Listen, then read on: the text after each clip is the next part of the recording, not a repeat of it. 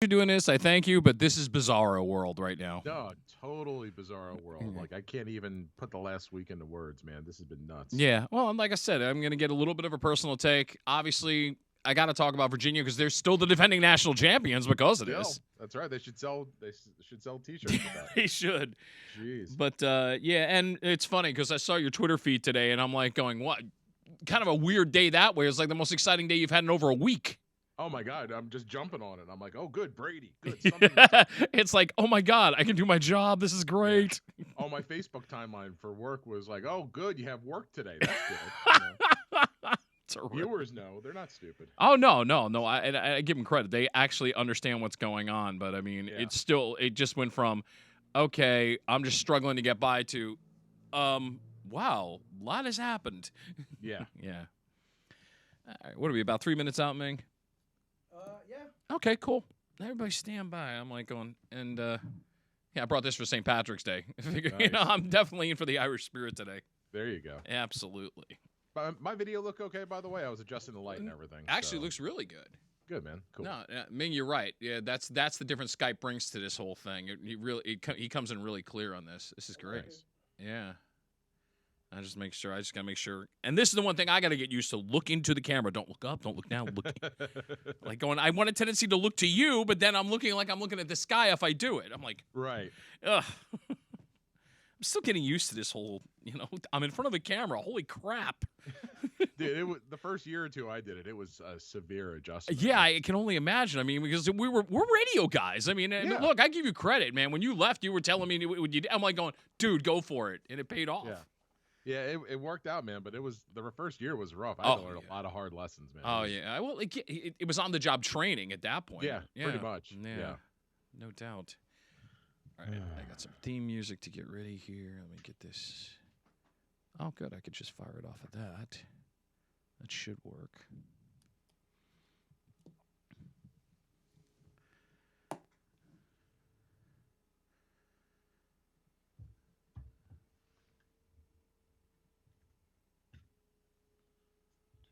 Everything looks pretty good here, Yeah, Meg. he looks good.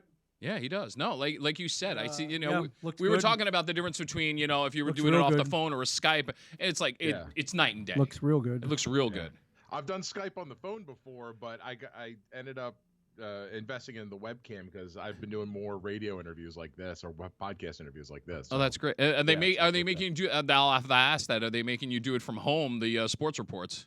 Not yet, but I'm doing interviews now, basically via FaceTime, and I have to record the phone feed. Oh, jeez. Because they're like, you can't go out in the field. Right. So, No. And these are things I want to bring to light a little bit too. Again, welcome to the new normal for a while. Yeah. Yeah. Yeah. All right, Ming. About 1 minute. Yep. Sounds good. Yeah, I have a story tomorrow where I'm having literally a high school kid. I'm going, could you record yourself throwing a baseball and then send it to me? Because I can't come out and do it for you. Wow. Yeah, it's a weird world right now. Yeah, it really is.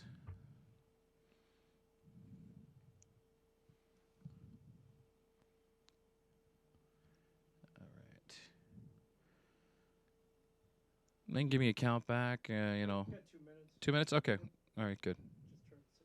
How are you doing, by the way? I'm doing all right under the circumstances. I mean, this is a whole new world for me. I mean, I don't know if I'm gonna get back into radio. I really don't. So I'm kind of like, thanks to Mr. Chen here, he's giving me a chance to kind of clown around here, and I think he likes the idea. It's like I bring something to this dance. Apparently, we'll see. That's good. Yeah. That's good, man. Yeah, I'm still getting used to all this. But I think this is sort of the new way to do interviews. I mean, the way they don't really do them on the radio anymore, so it's got to go through here, through their websites, and that's how they're doing them. So I might as well just take advantage of this.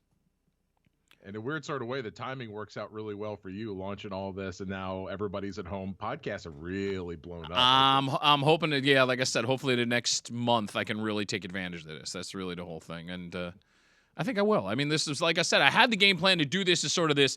I would have had the odds from William Hill. We would have done some prediction. Okay, we'll shift gears and we'll do it this way. I mean, it's still going to be, I think it's still going to be fascinating. Yeah, that's fantastic, man. Absolutely. Good. What do you say, Ming? Yeah, let's start it up. All right, give me a count back and just so I can fire the music. All right, I'm going to start this. I'll just point at you. I just want to start the stream real quick. Sure. Make sure we don't get cut off.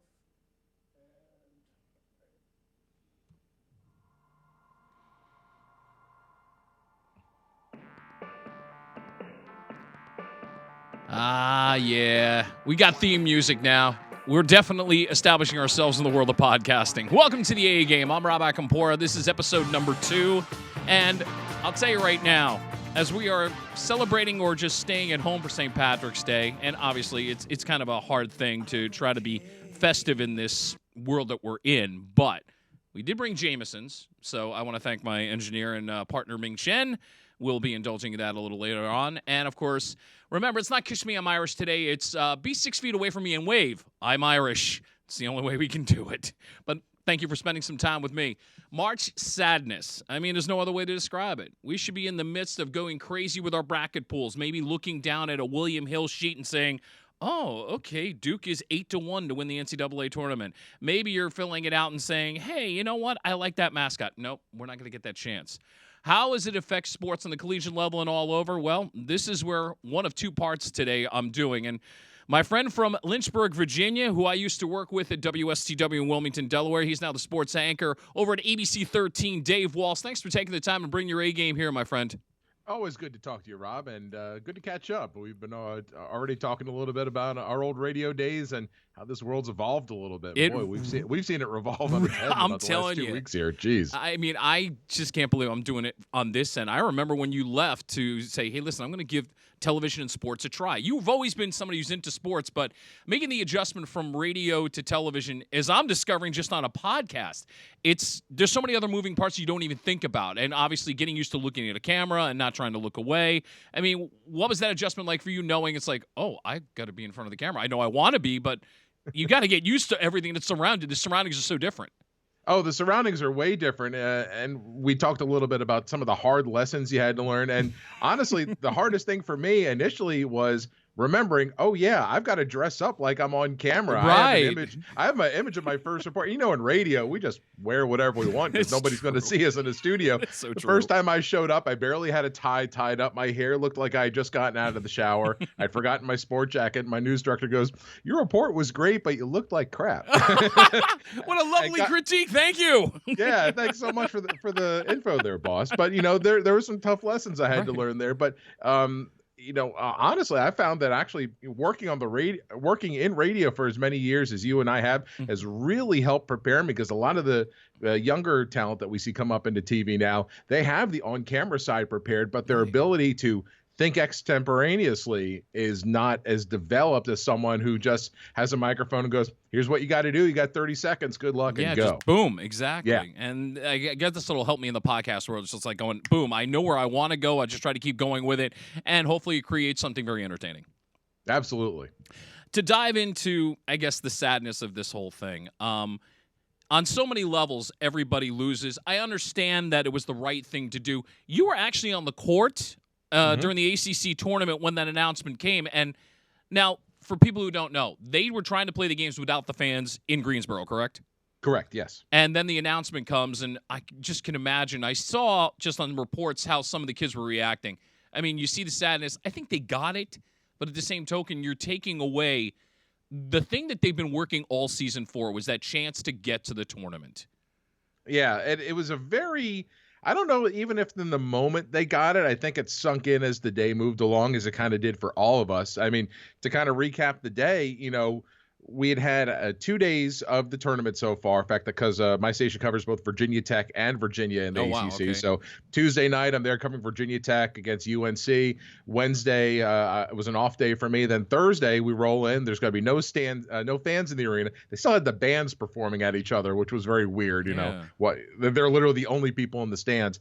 And then Florida State's on the court warming up maybe about 8 minutes ago. And then all of a sudden, music stops, officials huddle. They say, let's all get off the court. And within 5 minutes, here comes the trophy. And the kids on the court, even for Florida State, you know, you're claiming the conference championship. And they didn't know how to react. Like, is this good? Did we actually win this? You know, it's nothing we've seen before, you know, and it's just very bizarre, especially because this ACC tournament I felt was just super wide open. Florida State had lost to Virginia, had lost to Duke, and yet everybody had kind of beaten everybody this year.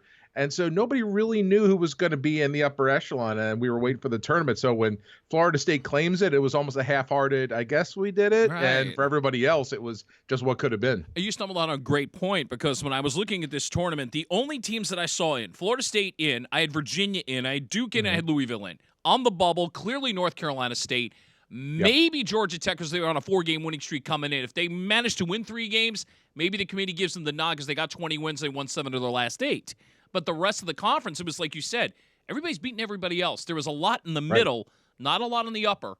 And then there were some disappointments. I mean, I'd have to put Virginia Tech and North Carolina as the 2 big disappointments of the ACC. Would you agree? Yeah, I definitely would. Virginia Tech was a team that was extremely young coming in with a new head coach. In fact, during ACC Media Day, it was Mike Young who came over from Wofford. One of the questions I asked him was, what are your expectations of this young team? They were young. They were small as well. Everybody knew they were challenged in height. And he gave me probably the best soundbite I've had in a year. He goes, look, are we going to give full effort? Yes. Are we going to be any good? Probably not. But I appreciate that. Yeah. Yeah. God bless you, Coach, for giving me the soundbite. But at the same time, we saw the young team come together a little bit. They won a lot of those non-conference games, really turned some heads. But when you're relying on freshmen, redshirt freshmen, sophomores to do the bulk of your work, you're going to go through those struggles. And unfortunately for them, they hit it the second half of the season. That's for UNC, just snake bitten with injuries all year long. Yeah, they never really did recover from all that, did they? Yeah. Even though they started too late, but it was like, you're getting on a win streak of about 3 games, but that's all they seemed to get going. They could never get that 5 or 6 game clip where they were going, here we go, now we may make a run at least to try to get to the NIT. Oh, yeah. And again, when you have a team like that, who is as talented as UNC, you still need that time to build that chemistry to know I'm going to throw the ball here and my guy's going to be in position. You never saw UNC get that all year long, and God bless Roy Williams for staying as positive as he could. I know it was a hard year for fans down at Chapel Hill, but that's a team that they stick together next year. I think we'll be back to where we are used to seeing them. Dave Walsh from ABC 13 in Lynchburg, Virginia, my guest on the A Game right now. Virginia technically is still the national champions because we don't have a tournament. I mean, as crazy as that is to say, they get to keep it. And yet, this is a team that I was so intrigued by coming into this. We go back 2 years ago, the most embarrassing loss in NCAA history. No 2 ways around it. Right. I think Coach Tony Bennett handled that situation about as well as you could when you have a loss like that. Then you turn around and win the whole damn thing. And this year's team, young, only a couple seniors in the lineup, but they played well. So 2 questions. 1, is Tony Bennett right now potentially the best coach in NCAA basketball? And second, because they were denied this chance of the tournament, we don't know where they would have been. If they had peaked, could this have been a team that could have gotten back to at least the Elite 8, you think?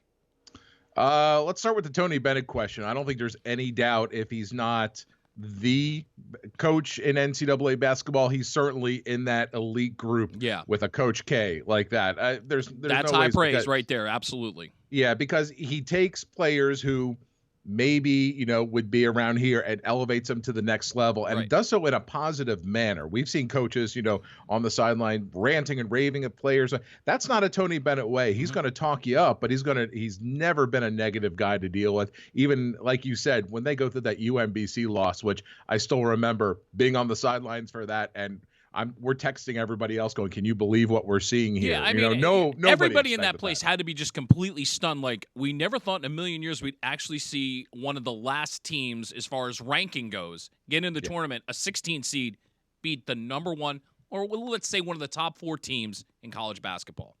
Yeah, never in our lifetime we thought it was going to happen. And also a Virginia team that fans forget 2 years ago was the best team in the country as far as defense goes. Offense, sure, everybody goes through little shooting slumps, and Tony Bennett's team have never been known as, putting up high amounts of points on the board, but they had shut down the best of the best in the ACC, claiming the conference championship, blah, blah, blah. And you go, this is a foregone conclusion. They're at least going to be Elite 8 Final Four. And UMBC all of a sudden comes out, and you just see Tony Bennett doesn't lose his cool, talking his players up, and even afterwards, that has to be embarrassing for him, and for the next full year, even up through the Final Four. After every game, the national media is there, and that's all they want to talk about, UMBC. And I think a lesser coach would have probably lost their cool at some Really point. good point there, Dave. Yeah. Really good point. I mean, that says a lot about the character that he could handle all of this because he knew he was going to be bombarded every step of the way. And it was really until he got to claim the national championship for the kids. And he's just been basking in it ever since. But it's got to be a weird feeling for everybody in Virginia to kind of go, wow, we still have the title, but how do you feel? You know, it's going to be that weird feeling of coming in next year and kind of going, yeah, but there's something amiss. You know what I mean by when I say amiss. Yeah, I do know that. And as much as we're joking and saying, they're still the champs. Right. I don't know that the team is necessarily hanging on to that. It's certainly, the other part of your question was, how far would this team have gone? I don't know, but I was really intrigued to see that because this is a team who maybe through the end of January was slumping, and I was going, boy, I don't like the way this is going. And then the thing that was missing all year long, when you had a Ty Jerome, a Kyle Guy, you had DeAndre Hunter, you had these big, powerful leaders who, all right, strap onto their backs. We're going to ride this thing all the way to the Final Four. Right. You didn't necessarily have that in the first half of the season. You had Braxton Key, they brought over from Alabama, who, as good of a player as he was, not necessarily a leader. And then Kihei Clark, the small point guard who had been there for the Final Four but didn't have to shoulder as much of the load.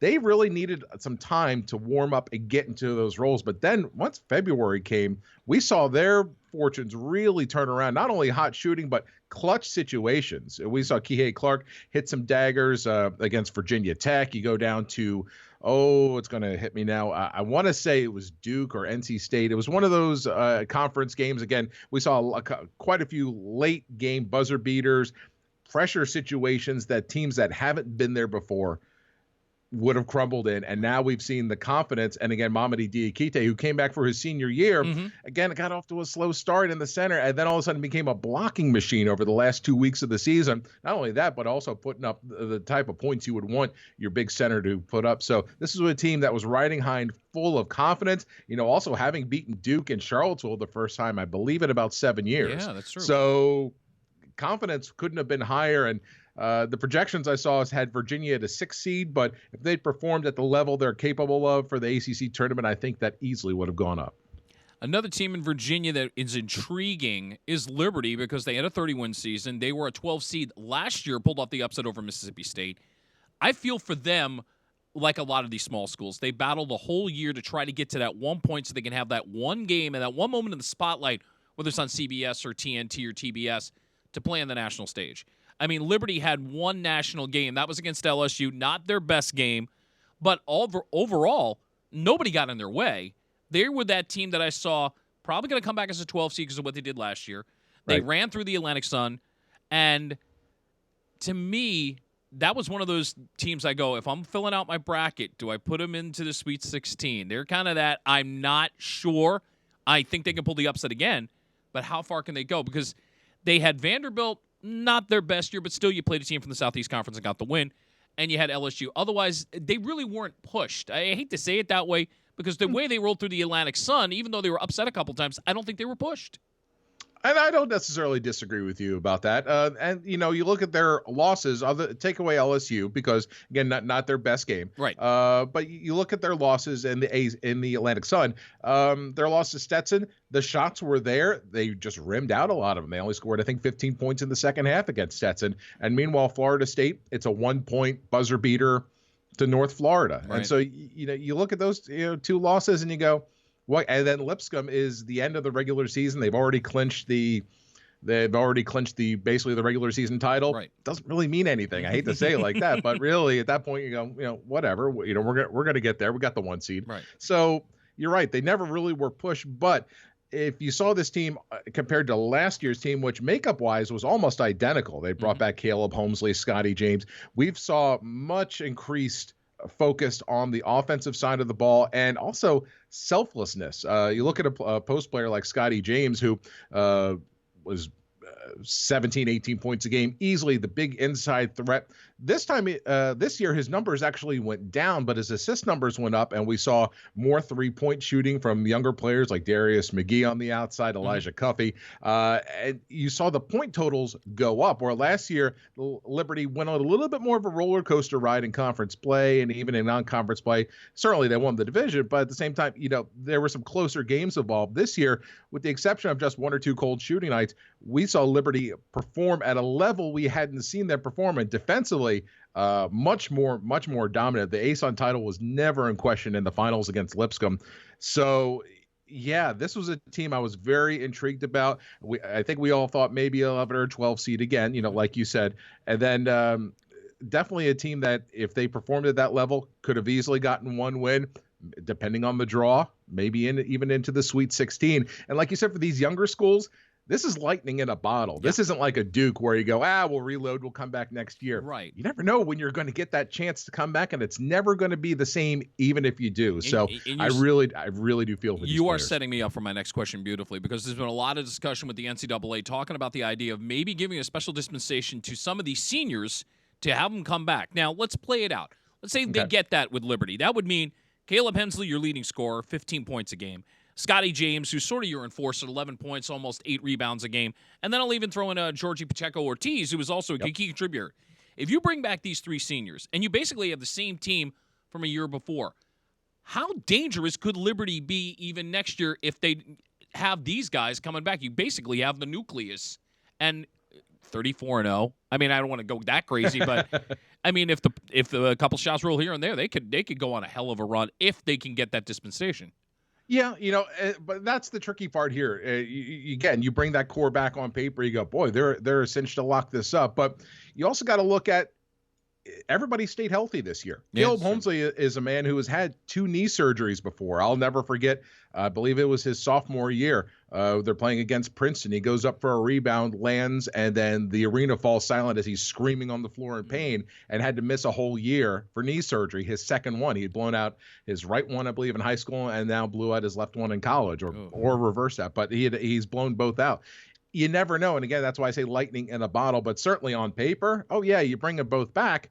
That's fantastic. The one question I still have about this whole relief thing, and this goes for both winter sports and even if you want to talk about spring sports, please, is the recruiting problem. So if you're a senior in high school, what do you do? Or if you've redshirted this year, is there any sort of relief for you? Because now you're expecting, okay, I'm ready to come into this program. I'm ready to make my impact. Does the NCAA loosen up their limits on how many players you can have on a roster? What if all of a sudden the position you thought was going to be there now is not there for you anymore? Hey, we're going to hang on to this senior who's coming back for a 6th year because of relief. How does that change things? Those are the questions I think we still need to explore as everybody deals with this. I don't know that there's an easy answer, but it's certainly something that needs to be talked about. Yeah, because it made me immediately think that, well, based on what you're saying, it's almost like you have to give everybody a pass. So that means everybody keeps their eligibility for another year due to this extenuating circumstances. And I don't know if that can actually work. Like you said, then there's the scholarship issues. There's limited scholarships at a place like Liberty. There's going to be more scholarships at Virginia, of course. But it's still a matter of figuring out, well, how do we work the scholarships? And then the high school kids that are coming out, do they suffer because of this? So there is 2 sides of this equation, and it is very tricky. So great points you're bringing out here, Dave. I appreciate that. When it comes to Liberty, there was a tweet that came out, and I want to get your take on this. I got to dig it up again. I had this. It was by the assistant coach. Brad Suki had put out an interesting tweet, and I think he was doing it more out of frustration than anything else. It came out 5 days ago. You may have seen this, but let me read this. Been a college coach for 25 years. Excuse me. I'm asking the NCAA to reconsider their decision of not allowing fans at the games. The data doesn't support this, and he goes on to spout some data about the coronavirus. Brad hasn't done anything in 5 days. I can understand maybe in the heat of the moment he was trying to make a point. Has there been anything that's come out of Liberty where they kind of talked to Brad? I mean, I get the feeling he was trying to protect his players more than anything else. He feels bad that they can't play. He's trying to say that they should play. And I haven't heard anything from head coach Richie McKay in this whole situation. Has there been anything come out of this? We've heard just little tweets, little bits here and there. And I think in reference to that tweet about Brad Tosi, who, by the way, is one of the nicest men you will ever meet in college basketball, really is. Think about where we were 5 days ago when that tweet was. Exactly. We didn't know where this was. And I don't think we've ever seen news and society progress so fast as where we are now. 5 days ago, right? There were probably more people go, we're over exaggerating. 1 or 2 people get sick with this thing, and now all of a sudden it has progressed and progressed. It's like a snowball rolling downhill. So I think it was a little bit more out of frustration than anything else. As far as Richard McKay goes, the team has really kind of hunkered down and kept to themselves. I have spoken to a few of the players. In fact, I had dinner with one of the players last night just at a local restaurant I was going to pick up, and he happened to be there. And, it's obviously disappointing, but, at least for Liberty, and not every conference has gotten this, they were able to win their conference championship. Mm-hmm. One of the benefits of being in one of these mid-tier conferences is the fact that they held it earlier. And in fact, they even got to win it on their home floor. The last game ever at the Vine Center in Lynchburg, and they were able to close it out with a sellout crowd of nearly 8,000 fans. That's something that most of these conferences and the seniors on those teams did not get a chance. So while there's disappointment, they know they had it in them. At the same time, I think they feel fortunate that they at least had that opportunity to at least put some sort of a stamp on the season and go, you know what, we didn't get to the tournament, but we earned this trophy. This is Dave Walls from ABC 13 in Richmond, Virginia. He is the sports anchor over there. He is bringing his A game to the A game here. We're going to get ready to wrap up, but I always like to round up with some random shots. I've done some deep diving on Dave's Twitter feed, and his Twitter feed has been blowing up a little bit today. This has been an interesting day. By the way, happy St. Patrick's Day, and cheers to you on that. Cheers to you, my friend. Mm-hmm. There you go. Oh, yeah. Absolutely. Oh, Jameson Black Barrel. Oh, that is good. Oh. Yeah, very appropriate for St. Patrick's Day. All right, I'm going to start with these are your tweets over the last day or so. Okay. I'll start with this one. WrestleMania will go on, but be moved to the WWE Performance Center. Your feeling on that, because I watched a little bit on TV just without the crowd. It felt weird. It felt weird, but in another sort of way, I kind of liked it, especially the in-ring segments where they're doing the interviews. Right. It had a very old school feel to it.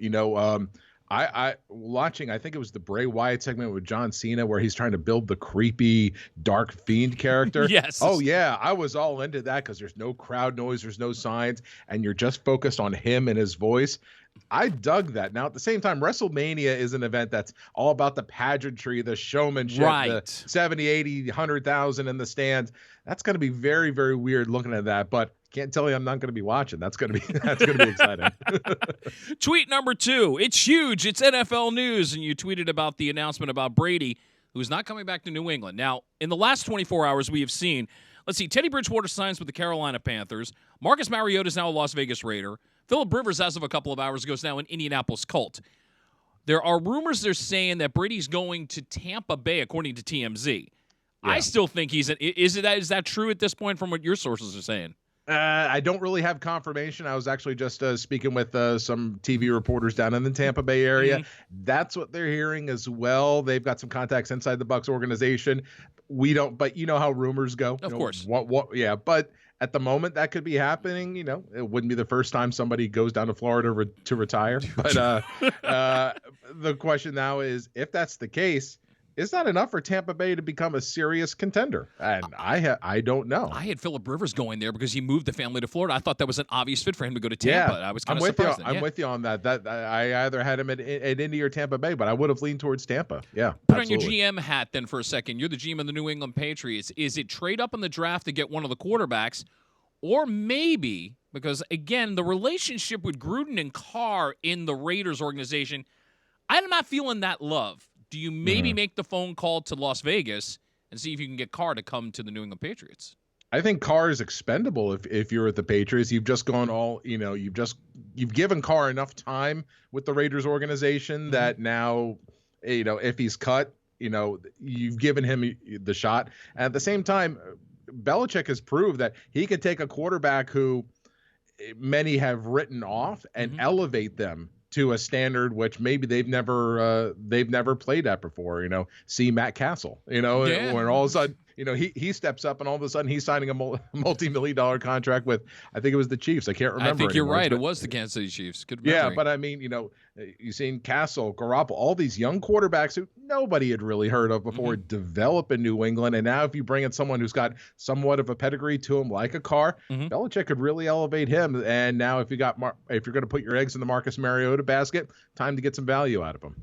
Tweet number 3. Interesting. College football and Kentucky Derby on the same day. Now, I didn't even think about that when they made the announcement. If you missed it, Kentucky Derby's being moved to September 5th. I understand why they're moving it, but moving it to the opening weekend of the NFL. That one caught me by surprise. Yeah. And the other question that admittedly, I have been off Twitter the last 2 hours or so. Does that mean we're doing the running of the Triple Crown in a different order? Because usually it's Kentucky Derby, Preakness, and then we Belmont. end with the kind of marathon of Belmont. Does that mean now we're going to end it with a sprint? And that I'm not sure about that yet. I don't know how I feel about I'm that. kind of a traditionalist. I'm all about it because to me the Kentucky Derby kind of launches that season. I can't, Right. and I've been to the Preakness. I know you've been to the Preakness because we both work close to the Baltimore area. A great thing. I just don't feel the Preakness really should be the opener of the Triple Crown season. It's always my old Kentucky home, mint julep in hand, let's go.